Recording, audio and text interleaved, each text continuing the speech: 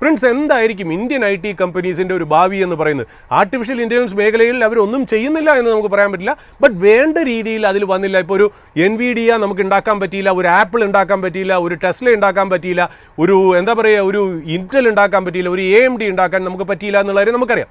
ഒരു പക്ഷേ സോഫ്റ്റ്വെയർ സർവീസസിലായിരിക്കാം നമ്മൾ കോൺസെൻട്രേറ്റ് ചെയ്യുന്നത്. ബട്ട് ഇന്ന് അതൊക്കെ മാറി കോഡിംഗ് ഒക്കെ ആർട്ടിഫിഷ്യൽ ഇൻ്റലിജൻസ് ഏറ്റെടുത്ത സാഹചര്യത്തിൽ എങ്ങനെയായിരിക്കാം ഇന്ത്യൻ IT കമ്പനി, ഞാനൊരു ടെക്നോളജി ഓറിയൻറ്റഡ് ആയിട്ടല്ല ചോദിച്ചു, പൊതുവെ മാർക്കറ്റിന് പല സൈക്കിൾസും ട്രഫും പീക്കും ഒക്കെ അറിയാവുന്ന ഒരാളെന്നുള്ള രീതിയിൽ ഒരു സെക്ടർ റൊട്ടേഷൻ അതിലേക്ക് വരുമോ?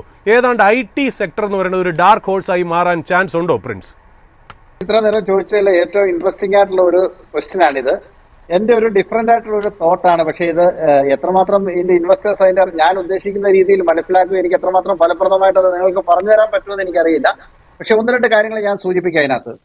ഈ ആർട്ടിഫിഷ്യൽ ഇന്റലിജൻസ് അല്ലെങ്കിൽ AI ഡ്രിവൺ ആക്ടിവിറ്റിയെ പറ്റി ഏറ്റവും ആദ്യം കേൾക്കുന്നത് കോവിഡിന് ശേഷം 21-22 പീരീഡിലാണ് ആദ്യമായിട്ട് കേൾക്കുന്നത്. അന്ന് NVIDIA എന്ന് പറഞ്ഞ കമ്പനി ലോകത്ത് ആരും അറിയാത്ത ഒരു കമ്പനിയായിരുന്നു. വളരെ പെട്ടെന്ന് NVIDIAയിലേക്ക് ഇൻവെസ്റ്റർ അട്രാക്ഷൻ വന്നു. അവരുടെ സെയിൽസ് കൂടി, അവരുടെ ബിസിനസ് കൂടി. ഈ ജെൻസൺ എന്ന് പറഞ്ഞ ആൾ US പോയി സെറ്റപ്പ് ചെയ്ത് ഇന്ന് അമേരിക്കൻ മാർക്കറ്റ് ക്യാപ്പിന്റെ 15% ഹോൾഡ് ചെയ്യുന്ന ലോകത്തെ ഏറ്റവും വലിയ കമ്പനിയായിട്ട് അത് മാറി. അപ്പം ഒരു കാര്യം, ആർട്ടിഫിഷ്യൽ ഇന്റലിജൻസ് എന്ന് പറയുന്ന ബിസിനസ്സിന് മാർക്കറ്റ് വലിയൊരു പൊട്ടൻഷ്യൽ കണക്കാക്കുന്നുണ്ട്. അതിനനുസരിച്ച് തീർച്ചയായിട്ടും അത് ഒരു നെക്സ്റ്റ് ബിഗ് സക്സസ്ഫുൾ ആയിട്ടുള്ള ഒരു ആക്ടിവിറ്റി, ഇന്റർനെറ്റ് വന്ന പോലെയൊക്കെ ഉള്ള ഒരു ആക്ടിവിറ്റി ആയിട്ട്, ഒരു ഗെയിം ചേഞ്ചിങ് ആക്ടിവിറ്റി ആയിട്ട് വരുമെന്നുള്ള കാര്യത്തിൽ യാതൊരു സംശയവുമില്ല. അവിടെ ഇവർ മാത്രമല്ല, ഇപ്പം ചൈനയിലെടുത്താലും ഇവൻ കൊറിയയിലെടുത്താലും സാംസങ്ങിന് ഏതാണ്ട് 30% മൊത്തം മാർക്കറ്റ് ക്യാപ്പിന്റെ 30% സാംസങ്ങിന്റെ ആണെന്ന് പറഞ്ഞത് മെയിൻലി സാംസങ്ങിന്റെ ട്രഡീഷണൽ ബിസിനസ്സിൽ നിന്നല്ല, ആർട്ടിഫിഷ്യൽ ഇന്റലിജൻസിൽ നിന്നാണ്. താങ്കൾ പറഞ്ഞത് സ്പോട്ട് ഓൺ ആയിട്ടുള്ള അനാലിസിസ് ആണ്. ഇന്ത്യയിലുള്ള ഒരു കമ്പനികൾക്കും ആർട്ടിഫിഷ്യൽ ഇന്റലിജൻസിന്റെ ഒരു മേഖലകളിലും കാര്യമായിട്ടുള്ള ഒരു ആക്ടിവിറ്റി ചെയ്യാനായിട്ട് ഇതുവരെ സാധിച്ചിട്ടില്ല. 4 വർഷമേ ആയുള്ളൂ ഈ ട്രെൻഡ് തുടങ്ങിയിട്ട്. പ്രത്യേകിച്ച് ഈ ട്രെൻഡ് ആക്സിലറേറ്റഡ് ആയിട്ട് 3 വർഷമേ ആയുള്ളൂ. പക്ഷെ ഇതൊക്കെ പറയുമ്പോഴും ഈ അമേരിക്കയിലുള്ള ആർട്ടിഫിഷ്യൽ ഇന്റലിജൻസിനെ പറ്റിയൊക്കെ ഒരു ഹൈപ്പ് ക്രിയേറ്റഡ് ആയോ എന്ന് എനിക്കൊരു സംശയമുണ്ട് മാർക്കറ്റിൽ.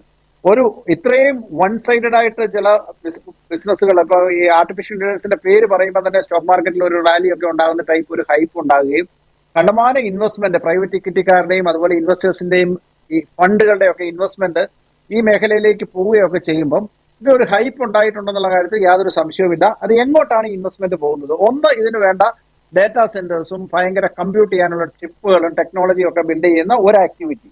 2, ഇതിന് വേണ്ട എനർജി. ഇത് വമ്പൻ എനർജി റിക്വയർമെന്റ് ഉള്ളതാണ്. ഇപ്പൊ കൊച്ചി പോലുള്ള ടൗണിലുള്ള ഫുൾ എനർജി കറണ്ട് തന്നെ വേണം ശരിക്കും പറഞ്ഞാൽ ഇത്തരമുള്ള വലിയ കമ്പ്യൂട്ടിംഗ് നടത്തുന്ന ഒരു ഡാറ്റാ സെന്റർ റൺ ചെയ്യാനാണ് പറയപ്പെടുന്നത്.